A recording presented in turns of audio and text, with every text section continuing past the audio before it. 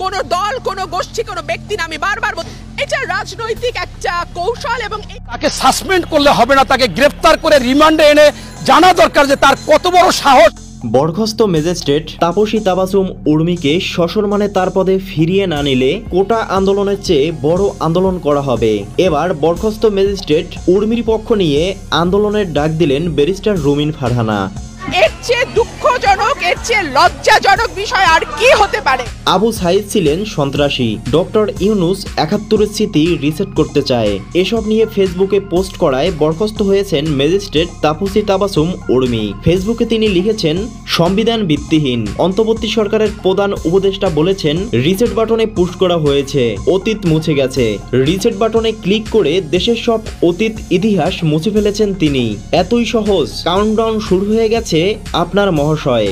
এমন মন্তব্যের পর দেশের তরুণরা খেপেছে, তার বিচারের দাবিতে করেছে আন্দোলন। এদিকে এবার ম্যাজিস্ট্রেট উর্মির পাশে দাঁড়ালেন ব্যারিস্টার রুমিন ফারহানা।